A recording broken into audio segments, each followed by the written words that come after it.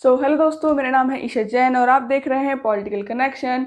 जैसे कि मैं आपको पीछे बता चुकी हूँ कि हम संसद के बारे में पढ़ चुके हैं, जैसे कि संसद हमें क्यों चाहिए, क्यों ज़रूरी है संसद, और संसद में हमें द्विसदनात्मक प्रणाली ही क्यों अपनाई है। उसके बाद हमने राज्यसभा लोकसभा के बारे में अंतर जाना था।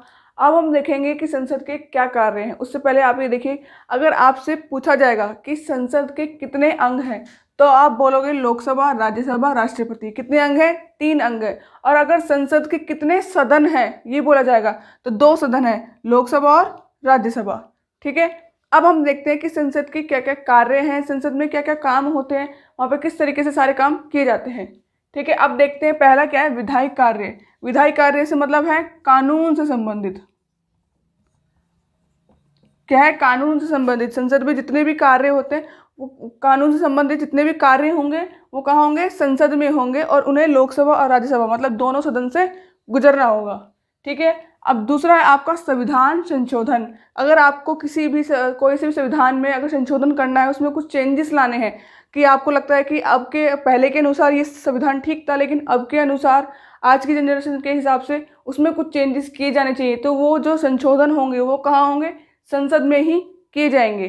ठीक है, वित्तीय कार्य, पैसों से संबंधित, मतलब कि पैसों से संबंधित जो भी कार्य है, जो भी काम है वो कहाँ देखे जाते हैं? संसद में देखे जाते हैं। कि जितने भी जो जैसे सरकार हमसे टैक्स लेती है तो कैसे लेती है, किस तरीके से लेती है, किस आधार पर ले रही है, तो वो सब क्या है संसद में देखा जाता है। फिर उसी के हिसाब से सरकार जो है अपने संसाधन बढ़ाती है, हमारे लिए अलग अलग तरह की नीतियाँ लेके आती है। तो किस तरह से लेके आती है? हम टैक्स देते हैं तो उसी के अनुसार वो देखती है वित्तीय कार्य क्या होते हैं संसद में, उसी तरीके से देखे जाते हैं संसद में, कि वो किस तरीके से खर्च कर रही है, किस तरीके से नहीं कर रही, कहीं अपने ऊपर इतनी खर्च नहीं कर रही है और सरकार को दिखा रही है कि देखो हमने तो इतना सब कुछ किया है और किया कुछ ना हो चाहे पर। लेकिन उसमें क्या, संसद में पूछा जाता है कि आपने कहाँ कहाँ से टैक्स लिया, किस तरीके से लिया, कहाँ खर्च किया, तो सब कुछ जानकारी देनी होती है। तो किससे रिलेटेड है? धन से संबंधित है। फोर्थ है न्यायिक कार्य। जो भी न्यायिक कार्य होते हैं संसद में देखे जाते हैं, कि संसद में करे जाते हैं कि किस तरह से किस चीज़ में न्याय दिया जा रहा है, क्या किया जा रहा है, वो सब उसमें देखा जाता है। निर्वाचन संबंधी कार्य, ये भी किस में होते हैं? संसद में। कि जो निर्वाचन से संबंधित मतलब जो चुनाव है, अब चुनाव किसके होंगे? जैसे राज्यसभा लोकसभा में, लोकसभा में तो जैसे विधायक के जो अध्यक्ष होते हैं तो उनके चुनाव होते हैं, राज्यसभा में भी अध्यक्ष के चुनाव होते हैं। तो क्या होता है इसमें कि जो चुनाव जो होते हैं वो दोनों सदनों में किए जाते हैं और दोनों सदनों के देखे जाते हैं। छठा है आपका विदेश नीति पर नियंत्रण। कि जो बाहर जैसे विदेश नीति है, बाहर से जैसे कोई भी आने जाने की जो नीतियाँ लाई जा रही है, जो विदेश मंत्री से पूछा जाएगा कि विदेश मंत्री आप बताइए इसमें क्या क्या आपने नीतियाँ लेके आए हैं, क्या क्या आपने नया काम किया है इसमें, वो सब दिखाइए।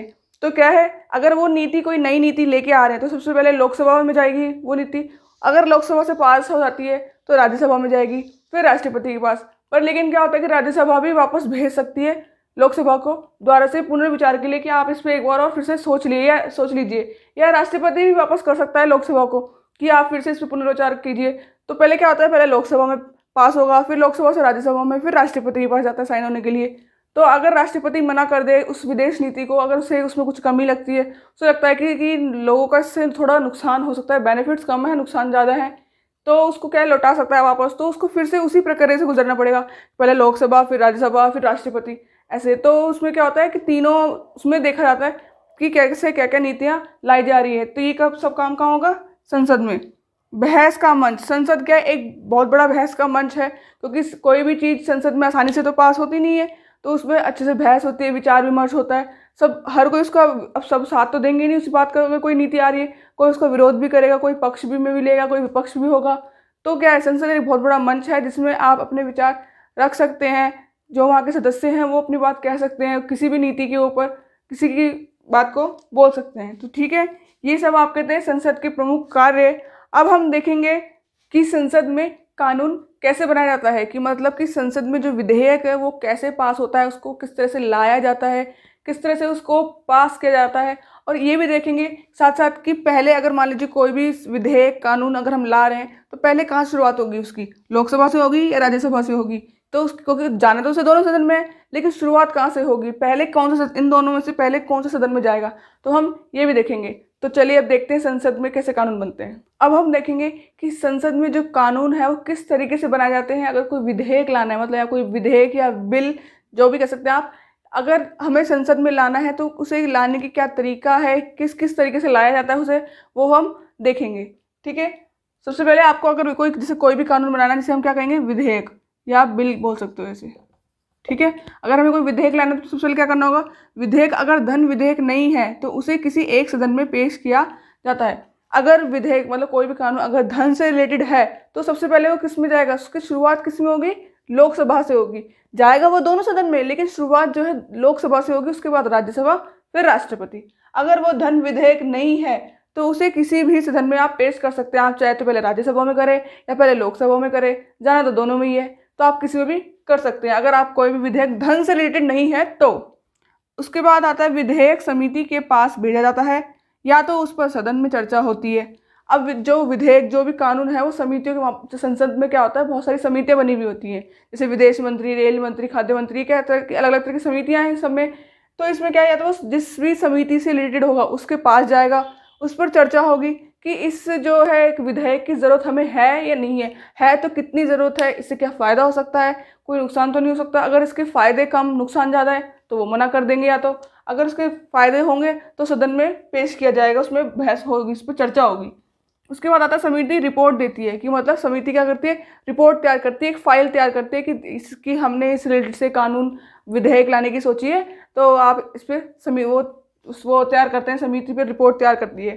ठीक है, सदन इस रिपोर्ट को स्वीकार या अस्वीकार करता है। अगर सदन को लगे कि हाँ इस पर बनना चाहिए, कोई विधेयक, कोई कानून बनना चाहिए, कुछ होना चाहिए, तो इस पर वो स्वीकार कर सकती है। अगर उसे लगे कि नहीं इसकी इतनी ज़रूरी है, इतनी ज़रूरत इसकी नहीं है, तो वो उसे मना भी कर सकती है। उसके बाद आता है सदन में विधेयक पर विस्तृत चर्चा। अब सदन में मान लीजिए इसे स्वीकार कर लिया गया, अब क्या होगा, सदन में उस पर चर्चा होगी, कौन उसके पक्ष में बोल रहा है, कौन विपक्ष में बोल रहा है, उस पर अच्छे से बिल्कुल बहस होगी कि जब तक उसका निचोड़ ना निकल जाए तब तक उस पर बहस चलती रहेगी। कभी कभार क्या होता है, बहस लंबी भी हो जाती है, कुछ कुछ महीनों तक, सालों तक भी अटक जाती है, कि अगर उस पर सही से अच्छे से निर्णय नहीं निकले तो उस पर बहस चलती रहती है। विधेयक या तो पारित हो जाता होता है या रद्द हो जाता है। अगर सदन में लगा वहाँ पर सदस्यों को कि विधेयक, हाँ इसकी विधेयक की ज़रूरत है, या तो वो पास हो जाएगा या उसे रद्द कर दिया जाएगा कि ये काम नहीं हो सकता। अगर वो ठीक है, उन्हें ठीक लगा तो वो पास कर देंगे। दूसरे सदन में भेजा जाता है। पहले सदन में क्या, पहले लोकसभा में भेजा जाएगा, उसके बाद किस में भेजा जाएगा, राज्यसभा में, वो राज्यसभा में जाएगा। फिर देखा जाएगा क्या होगा, दूसरा सदन या तो मंजूरी देता है या उस पर सुझाव देता है। अब दूसरा सदन क्या करता है, अगर दूसरे सदन के भी सदस्यों को लगा कि हाँ ठीक है ये विधेयक जो है होना चाहिए, लोगों के लिए, लोगों के समाज के लिए एक अच्छे कल्याण करने के लिए ये विधेयक होना चाहिए, तो दूसरा सदन क्या करेगा, दूसरा सदन से मतलब है राज्यसभा, राज्यसभा या तो मंजूरी दे देगा या उसे वापस भेज देगा लोकसभा में। अगर उसने अगर राज्यसभा में भी, अगर इसमें एक और कंडीशन है कि अगर राज्यसभा में कुछ लोगों को लगे कि नहीं थोड़ा सा इस पर और होना चाहिए इस पर, या फिर उन्हें थोड़ा समझने में थोड़ा दिक्कत लगे, तो इसमें क्या होता है कि वो संयुक्त बैठक भी बुला सकते हैं। इसमें वो मतलब कि लोकसभा राज्यसभा के लोग मिलकर उससे फिर से चर्चा कर सकते हैं कि ये ठीक भी है या नहीं है, तो उस पर वो संयुक्त बैठक भी बुला सकते हैं। अगर वो पास हो जाए राज्यसभा से तो वो कहाँ जाता है, राष्ट्रपति विधेयक को मंजूरी दे या पुनर्विचार के लिए लौटा दे। अब जब लोकसभा से पास हो गया फिर राज्यसभा में आ गया, राज्यसभा से किसके पास जाएगा, राष्ट्रपति के पास, जो तीसरा अंग है इसके पास जाएगा, राष्ट्रपति के पास। अब राष्ट्रपति चाहे तो उस पर साइन कर दे, अपना कह दे कि हाँ ठीक है ये विधेयक बन गया, या तो उसे पुनर्विचार के लिए वापस लौटा दे, कहाँ, लोकसभा में। फिर वो दोबारा से घूम के आएगा लोकसभा, राज्यसभा, फिर राष्ट्रपति, तब वो राष्ट्रपति के पास फिर से आएगा। अगर राष्ट्रपति उसी मंजूरी दे दे तो वो क्या बन जाएगा, विधेयक कानून बन जाता है। अगर राष्ट्रपति अब उस पर विधेयक पर अपने साइन कर देता है, राष्ट्रपति अपनी मंजूरी दे देता है, परमिशन दे देता है, तो वो क्या बन जाता है, कानून बन जाता है, जिसे हम एक्ट भी बोलते हैं। तो क्या बन जाता है, वो कानून बन जाता है। तो इस तरह से जो विधेयक है, किसी भी बिल को पास करवाना इतना आसान नहीं होता संसद में, इसलिए हमें इतनी सारी प्रक्रियाओं से गुजरना पड़ता है, तब जाके कोई बिल या कोई कानून पास होता है।